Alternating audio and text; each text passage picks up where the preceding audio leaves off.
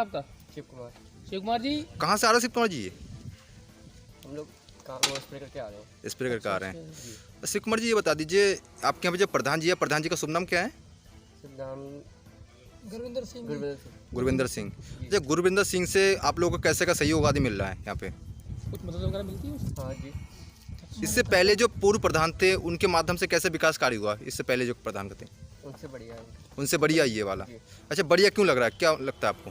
ये हर एक जो मदद मांगते हैं मदद देते हैं। अच्छा, हर एक को मदद करते हैं, जी। कोई सुख दुख में हमेशा साथ देते हैं। जी। कोई जात पात तो नहीं देखते हैं? नहीं, कोई जात पात कोई नहीं देखी उन्होंने। कोई नहीं आप देखती। हिंदू है मुस्लिम है आप? जी हम हिंदू हैं। अच्छा, हिंदू है। क्या नाम है आपका बेटा? जी वीर सिंह। वीर सिंह जी।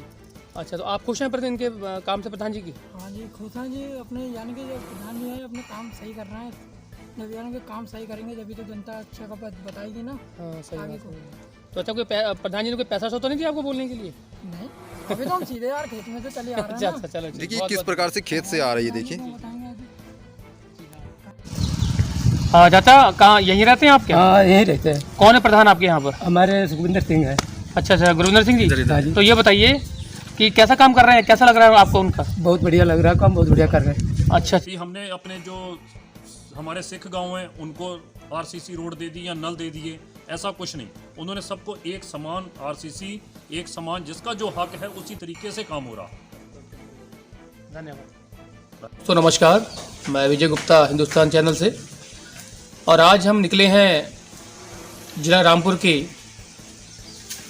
ग्राम आकेपुर पंचायत ग्राम पंचायत में, और यहाँ के जो हमारे प्रधान हैं श्री गुरविंदर सिंह जी, यहाँ के प्रधान भी हैं और यहाँ की जनता के मसीहा बने हुए हैं। कुछ लोगों से पता किया तो पता चला कि पहली बार गुरविंदर सिंह जी यहाँ से चुनाव जीते हैं, और अब तक जो पंचायत में कार्य चल रहा था सदियों से सालों से, वो अब तक नहीं हो पाया जो गुरविंदर सिंह जी ने कुछ समय में किया है। तो हम सारा मुआयना करने के बाद पहुँचे हैं आज प्रधान गुरविंदर सिंह के घर पर, और जानना चाहेंगे कि सर क्या प्रतिक्रिया है आपकी इन सब लोगों के विचारों से, और क्या उद्देश्य है आपका राजनीति में आने का और ग्राम प्रधान बनने के लिए? नमस्कार। कैसे हैं सर आप? कृपा है ऊपर वाले की। सर आप यहाँ के ग्राम प्रधान हैं, और काफ़ी अच्छा लगा हमें आपसे मिलकर भी। और सर हम जो अभी आपके पंचायत में गए हैं, पूरे गांव में हमने दौरा किया है, बहुत लोगों ने आपके लिए मसीहा बताया है, तो इसका कारण बताइए ज़रा। जब जनता चुन के भेजती है, लोगों की उम्मीदें बहुत सारी होती हैं। कोशिश यही रहती है कि एक प्रधान की कि उन उम्मीदों पे खरा उतरा जाए। यही मेरी उम्मीद है कि लोगों की उम्मीदों पे खरा उतरूं। बहुत सारी उम्मीदें हैं। असल में मैं इस राजनीति में पढ़ना नहीं चाहता। तो सर क्यों आए, मतलब क्या उद्देश्य लेकर आए आप? मैं बिजनेसमैन था, सुबह ऑफिस शाम को घर, ये मेरा काम था। लेकिन लोगों की परेशानियों को देख के कि कोई किसी की नहीं सुनता है, तो सोचा है कि कुछ ना कुछ ऐसा किया जाए कि जिससे लोगों की जो उम्मीदें हैं वो पूरी हो सकें। बहुत सारे गरीब जनता है जिनकी कोई सुनवाई नहीं है, और उनका काम किया जाए, उनकी उम्मीदों पे खरा उतरा जाए। ठीक है, सो ये चीज़ें लेके आया हूँ। तो अभी बाकी ऊपर वाले पे देखते हैं कि कितनी उनकी उम्मीदों पे खरे उतरते हैं या नहीं। तो जनता की आवाज़ और उनके दिलों में आप बसना चाहते हैं कि कुछ किया जाए इन लोगों के लिए, कुछ अच्छा किया जाए। बिल्कुल जी। देखो, अपने मुंह से अपनी तारीफ करूंगा तो वो गलत हो जाएगा, लेकिन शुरू से बचपन से उम्र हो गई है करीब 37 साल के आसपास। बचपन से ही शुरू से सुबह 5 बजे उठ के मेहनत करने का जज्बा रखता हूँ, और आज भी इसी चीज़ को लेके चल रहा हूँ। ना तो घर बैठता हूँ, यहाँ तक कि बच्चे भी कहने लगे पापा हमारे लिए भी समय दे दो। तो लेकिन अब इस पंचायत का प्रधान बनाऊं तो मैं ये सोचता हूँ कि सारा ही पंचायत मेरे बच्चे हैं। सर क्या क्या सोच रखा आपने करने के लिए अभी? सबसे पहले जो हमारे पंचायत की जो समस्याएं हैं, वो सबसे बड़ी समस्या है गंदगी। ठीक है जी, उस गंदगी को दूर किया जाए। नालियाँ बहुत कच्ची हैं, ठीक है, और मेरी जो पंचायत है उसमें 1000 मुसलमान हैं, ठीक है जी, और 1000 ही सरदार और कुछ हिंदू वोटर हैं। सो मुसलमान के 2 जो गांव हैं उनकी दशा बहुत ज़्यादा ख़राब है, ठीक है, क्योंकि वहाँ पे नालियाँ सारी कच्ची हैं, ठीक है नहीं, कच्ची नाली होने के कारण वहाँ पे पानी रुकता है और इतनी ज़्यादा बीमारियाँ हैं कि हद से ज़्यादा। ये सबसे पहले उद्देश्य ये है कि उन नालियों को पक्का करवाया जाए, उन गलियों को पक्का करवाया जाए सीसी के थ्रू, और जिस तरीके से, और लमसम दोनों गाँवों में 75% काम तो मैं 6 महीने में करवा चुका हूँ। अच्छा सर, जैसे हमने अभी जो सर्वे किया है तो आप पता चला कि बहुत धर्म निरपेक्षता से आप काम करते हैं, सबको एक साथ लेकर चलते हैं, कोई मजहब नहीं, कोई धर्म नहीं, आप सबको एक साथ एक धागे में पिरो के चलना चाहते हैं। तो होना भी ऐसा चाहिए। बिल्कुल सर, ये भी जानकारी मिली है, कल एक बुजुर्ग महिला आए थे आपके यहाँ पे, बुजुर्ग महिला के जो आंखों में बहुत दिक्कत है, उनके लिए ऑपरेशन के लिए आपके कुछ संस्थान हैं, उन लोगों की मदद दौरा किया जा रहा है, इसके बारे में क्या कहना है? हमारे गुलालपुर की एक महिला है, ठीक है, प्रेमवती, बहुत ज़्यादा परेशान है और बड़ा डंडा लेके चलती हैं, आंखों से दिखता नहीं है, मोतिया उतर है, गरीब है बहुत ज़्यादा। ये काम सरकार का होना चाहिए कि यहाँ पे कोई फ्री इस तरीके से सुविधा होनी चाहिए। अब लोग कह देते हैं कि सरकारी अस्पताल में जाओ, तो सरकारी अस्पताल इस चीज़ को करवाने के लिए रामपुर है, ठीक है नहीं, तो यहाँ से रामपुर की दूरी है कम से कम भी 45 किलोमीटर। ना तो वो गरीब यहाँ से, उसके पास 10 रुपये हैं, 10 रुपये भी किराया लगाने के लिए नहीं है। सो हमारी एक कंपनी NGO चलाते हैं हम, जिसमें कि गरीब लोगों की, जो इस तरीके के लोग हैं, उनका इलाज कराया जाए। यहाँ कुछ गरीब बच्चे हैं जिनको स्कूल में पढ़ाया जाए, सो कोशिश यही रहती है कि उनको इस तरीके से करवाया जाए। तो कल उसकी लेडीज़ की, प्रेमवती की शुगर चेक होगी और परसों बुधवार की उसकी अपॉइंटमेंट है। उसका फ्री आंखों का दोनों का ऑपरेशन होगा और वो आगे चल के इस दुनिया को फिर से देख पाएगी और चल पाएगी। जो काम सरकार की है वो काम आप लोग कर रहे हैं, बहुत अच्छी बात है। अच्छा, ये जो महंगाई लगातार बढ़ते जा रहा है, पेट्रोल, डीजल, प्याज, सब चीज़ का महंगा बढ़ते जा रहा है, इसके बारे में क्या कहना है सर आपको? ये एक बहुत गंभीर मुद्दा है। मेरी सरकार से अपील है कि सबसे पहले धरातल पे देखने की कोशिश करे कि धरातल पे ये किस तरीके से दूर हो सकता है। मैं आपको एक एग्जांपल देता हूँ। ये मेरा घर है, मैं इस घर के खर्चे इतने बढ़ा दूँ कि जितने कि मैं निकाल ना पाऊँ। उसके बाद मुझे इस घर के खर्चों को निकालने के लिए क्या करना पड़ेगा? या तो डाका मारना पड़ेगा, या चोरी करनी पड़ेगी, या रात दिन होके काम करना पड़ेगा। ये सरकार बहुत सारे काम ऐसे कर चुकी है कि इसके खर्चे बहुत सारे बढ़ चुके हैं, ठीक है। इन खर्चों को पूरे करने के लिए कहाँ से आएगा? डीजल पेट्रोल सबसे बड़ा, कि उन डीजल पेट्रोल पे जो वैट और GST जो भी लगता है, उस टैक्स से ही इन खर्चों को पूरा कर सकती है। मेरा सरकार से अनुरोध है कि इन खर्चों को कम किया जाए। सबसे बड़ा खर्चा तो वो एक 3100 करोड़ की मूर्ति बनाई है, जिससे हर महीने उसकी एक इंस्टॉलमेंट जाती है बैंक को, किस्त जिसे कहते हैं जी। और उस किस्त को देने के लिए कहाँ से दी जाएगी? सबसे पहले जनता की। आपका कहना किस्त देने के चक्कर में पेट्रोल और डीजल जितने महंगाई, उसी चक्कर में महंगाई करेगी? बिल्कुल जी, बिल्कुल। किस्त भी है, बहुत सारे मुद्दे और भी हैं जी। जैसे आप फ्री में राशन बांटते हैं जी, आप क्यों फ्री में राशन बांट रहे हैं? आप गरीब जनता को सक्षम बनाओ ना काम करने के लिए, ठीक है जी, रोजगार पैदा करो। मैं एक छोटा सा प्रधान हूँ, मैं बिजनेसमैन हूँ, लेकिन इतनी तो बुद्धि रखता हूँ कि रोजगार कैसे पैदा होंगे जी।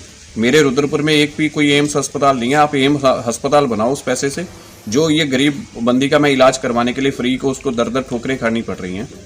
उसको राशन के लिए नहीं चाहिए कुछ, आप उसका अस्पताल बनाओ। अस्पताल से नर्स की वैकेंसी निकलेगी, सफाई कर्मचारी की निकलेंगी, इलेक्ट्रिक की निकलेगी, डॉक्टर की निकलेंगी, कितने रोजगार पैदा होंगे, ठीक है। आप ऐसे काम करो ना उन पैसों से।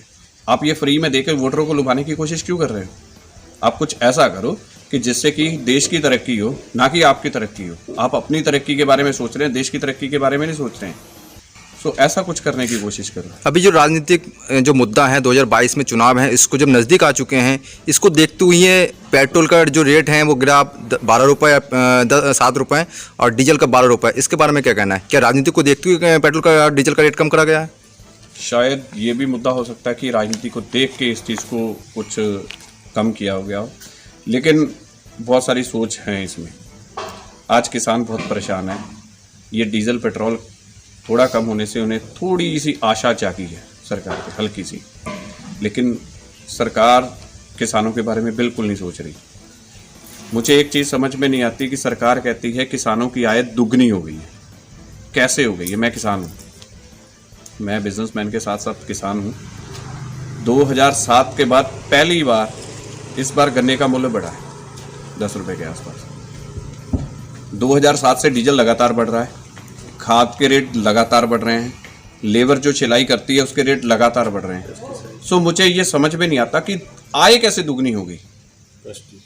ठीक है नहीं, जितनी भी खाद पानी पेस्टिसाइड है सारे दुगने हो गए हैं, लेकिन मूल्य तो इस बार बढ़ा है ना। 2007 के बाद 10 रुपए बढ़ाया गया। क्या किसानों को क्या मिलेगा? कैसे आप अब मुझे एक मेरे सामने बैठ के बात करके बता दीजिए कि इस तरीके से हमारी आय दुगनी होगी, तो मुझे कुछ तो पता लगे। बिजली के बिल बढ़े, ठीक है जी, बिजली के बिल बहुत सारे बढ़ गए हैं, ठीक है नहीं। सो ये सारी चीज़ें हैं। मेरे भाई बहुत सारा परेशान है, किसान भाई, लेकिन कोई सोचने वाला नहीं है। मेरी सरकार से एक सबसे बड़ी दरख्वास्त है कि धरातल पे आके देखने की कोशिश की जाए। बड़े बड़े एसी वाले कमरों में बैठ के देखने की कोशिश मत करो, वहाँ से किसानों की हालत नहीं देखी जाएगी। वहाँ से निकल के बाहर निकल के देखने की कोशिश। सर, अभी जो बाढ़ आपदा आई थी इसमें किसानों का 90% जो है धान गिर गया, खराब हो गया वो। बिल्कुल। तो सर सरकार कह रही है कि हमने उसका मुआवजा दिया है। नहीं सर, मैं ही बता देता हूँ। ये मैं बैठा हूँ, इसके जस्ट बैक साइड पे मेरा ही गन्ना है नीचे, ठीक है जी। पूर्ण रूप से वो लेट गया है और खत्म हो चुका है। आप इसी तरीके से कैमरा बेशक वहाँ पे ले जाके दिखा दो, और मैं साक्ष्य बैठा हूँ, या मेरे को किसी तरीके का कोई मुआवजा मिला। कोई जांच करने के लिए आए थे? कोई लेखपाल आदि यहाँ पे आपके यहाँ पे? लेखपाल आए थे, लिख के ले गए। अभी तक कोई मुआवजा नहीं दिया? कुछ भी नहीं हर हुआ? बार होता है, ठीक है जी। केवल कागजी कलम पूरा है आपके यहाँ पे? हाँ जी। सर, उसमें कुछ पैसा भी लिया जाता है आपसे? ये नहीं, ऐसा कुछ नहीं है। लेखपाल लिख के अपनी कार्रवाई करके ले गए, ठीक है जी। मेरे संज्ञान में ऐसा कुछ नहीं आया कि किसी से इस तरीके से लेखपाल के थ्रू कोई रिश्वत ली गई हो या कुछ किया। लेकिन सर यहाँ पे बात यहाँ पे केवल कागजी कलम पूरा करा गया यहाँ पे, लेकिन जो कार्य होना चाहिए था, जो मुआवजा मिलना चाहिए था, वो नहीं मिल पाए हैं। नहीं जी, किसी तरीके का कोई मुआवजा नहीं है, किसी तरीके का कुछ नहीं है। सर और एक बात है, अभी जो बाढ़ आपदा पीड़ित आए थे उसमें जो लोगों का जो परिवार नष्ट हो गए हैं, लोगों के घर नष्ट हो गए हैं, उसमें 3800 रुपये का चेक मिला है सरकार के माध्यम से। वो चेक पहली बार बाउंस हुए हैं, इसके बारे में क्या कहना है? ये तो सरकार बता सकती है ना। अगर वो बाउंस हुए हैं तो बड़ी शर्मनाक बात है भाई सरकार के लिए कि 3800 रुपये का जहाँ पे चेक इन गरीब लोगों को दे नहीं सकती है, तो वो आगे जाके क्या करेगी? ठीक है, वो किस तरीके से अपने आप को अच्छा साबित कर पाएगी? 3800 उन गरीब लोगों के लिए तो बहुत बड़ी अमाउंट है, लेकिन सरकार के लिए तो कुछ नहीं है ना जी। यहाँ पे 3,100 करोड़ रुपए की मूर्ति बनी है, ठीक है नी। वहाँ पे एक 3800 रुपये का चेक जो है वो बाउंस हो रहा है, ठीक है नी। तो बड़ी शर्मनाक बात है, ठीक है नी। सो बहुत सारे मुद्दे हैं। सबसे पहले कि अगर ये आपदा आई है तो आपदा के कारण क्या है, इन चीज़ों पे कभी कोई गौर नहीं कर रहा। आपको क्या लगता है आपदा क्यों आए हैं? आपदा सबसे बड़ा कारण है कि जो नदी नाले हैं उन्हें बंद कर दिया गया है, उनके ऊपर किसी तरीके की सफाई नहीं है, उनकी निकासी नहीं है, ठीक है नहीं। अवैध कब्जे हो गए हैं, वो क्यों हो गए हैं, कैसे हो गए हैं? सरकार के पास अगर मेरे घर पे, मैं अपने घर का मुखिया हूँ, तो मेरे घर पे कोई नुकसान हुआ है या मैं उसका कुछ मिसयूज़ करता हूँ, ठीक है नहीं, तो जिम्मेवारी तो कहीं ना कहीं मेरी बनेगी ना। बिल्कुल सर, बिल्कुल। तो सरकार को इस चीज़ को जिम्मेवारी लेनी पड़ेगी कि जो अवैध कब्जे हुए हैं, जो ये चीज़ें हुई हैं, तो कहीं ना कहीं जिम्मेवारी भाई लो। सर, अवैध कब्जे जहाँ पर हुए हैं, उन अवैध कब्जों को हटाने के लिए जब कोई जाता है तो विरोध का जो दूसरा नेता होता है वो कहता है कि नहीं यहीं पे रहो, और वोट के चक्कर में फिर यहीं पे कहानी रुक जाती है, आगे काम नहीं बढ़ पाता। नहीं, ऐसा नहीं है। आप हटाने से पहले उसका एक समाधान करो ना, उन लोगों को जगह दिलवाने की कोशिश करो, क्योंकि देखो इन जगहों पे बैठने वाले लोग बहुत गरीब हैं। नदी के किनारे किसी का बैठने का मन नहीं करता है। बिल्कुल। वो बहुत गरीब जनता होगी और बहुत ऐसी जनता होगी कि जिनके पास रहने के लिए कोई जगह नहीं है। बहुत सारी जगह हैं, आप कोशिश करो ना पट्टे द्वारा उन लोगों को जगह दी जाए, सबसे पहले उनको आवंटित की जाए, फिर उनको वहाँ से शिफ्ट किया जाए। करने की कोशिश तो करो, लेकिन कोशिश ही इस तरीके से करोगे कि हटा दो जी ना, तो वो कैसे हट जाएंगे? उन्हें वो कहाँ रहेंगे? ये मेरे बेगुल नदी है ये वाली, तो इसके किनारे लोग बसे हुए हैं, सारे के सारे पूर्ण रूप से डूब गए थे। जिनका सबसे बड़ा नुकसान हुआ है कि उनके पास बिस्तर नहीं है, ठीक है, रात को सोने के लिए कंबल नहीं है, आगे ठंड बहुत ज़ोर से है। सो कम से कम भी 150 या 200 कंबल तो मैं खुद बांट के आया हूँ वहाँ पे, ठीक है। कम से कम उन्हें रात को सोने के लिए, कुछ ठंड से बचाव करने के लिए कुछ ना कुछ तो उन्हें राहत मिले। सर, ये जो मोदी सरकार ने तीनों कृषि कानून वापस लिए हैं, तो क्या ये इसलिए लिए हैं कि 2 महीने बाद चुनाव है, जनता को लुभाने के लिए? कुछ कहेंगे इस पे? सर, मैं आपसे फिर यही कहना चाहता हूँ कि मैं प्रधान बनाऊँ, भगवान ना करे कि मुझे हिटलर बनाए, तो हिटलर बनने की कोशिश मत करो। आप जनता द्वारा चुने गए प्रधानमंत्री हो, कोशिश करो कि लोगों का दिल जीतने के लिए अगर वो कानून बने हैं, उन्हें बंद किया गया है, उसमें एक दो चीज़ें और भी हैं। अभी कानून को रद्द तो कर दिया गया है, एमएसपी का है। मेरी, आप वैसे न्यूज़ वाले हैं, वैसे आपको प्रश्न पूछने का अधिकार है, लेकिन मैं आपसे एक आज प्रश्न पूछता हूँ एक भाई बंधु के नाते कि किसानों को अपनी फसल का पूर्ण मूल्य नहीं मिलना चाहिए?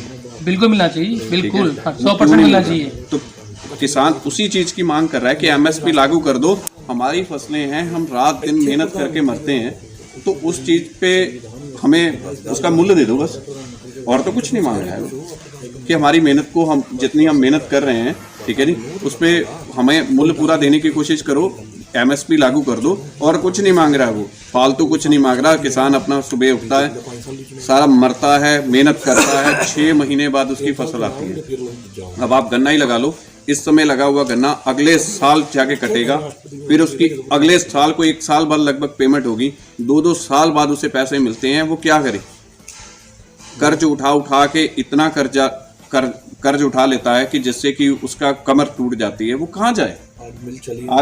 आज मेरे ख्याल से ये अब रुद्र विलास चीनी मिल 20 तारीख की उसकी ओपनिंग हुई थी कि पेराई की कि गन्ना लिया जाएगा, तो तब से खराब पड़ी है, कोई देखने वाला नहीं। क्यों खराब है?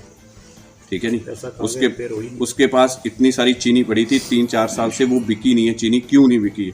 तो इस चीज़ का जिम्मेवार सरकार को लेना पड़ेगा। तो सर, ये जो चीनी मिल के बारे में आप बता रहे हैं, तो चीनी मिल पेराई सत्र शुरू होने से पहले तो कुछ महीने से उसकी रिपेयरिंग शुरू हो जाती है, इंजन लोग उसको सही करने के लिए आते हैं। तो क्या ऐसा लगता है आपको कि अगर पैसा सरकार ने दिया होगा तो यहाँ तक नहीं पहुँच पाया वो? सर, बजट इसका जो सर रिपेयर 2 तरीके की होती है जी, एक कागजी और एक सही तरीके से होने वाली। ये 2 रिपेयर है। अब उसकी चाल के हिसाब से तो आप खुद अंदाजा लगा सकते हो कि कौन सी रिपेयर हुई। तो सर कागजी हुई है सर। ठीक है, मेरी फिर सरकार से दरख्वास्त है कि धरातल पे आके देखने की कोशिश करो। दुनिया बहुत परेशान है, बड़े बड़े एसीओ में बैठ के देखने की कोशिश मत करो। मीडिया से जुड़ने के लिए बहुत बहुत धन्यवाद सर। धन्यवाद।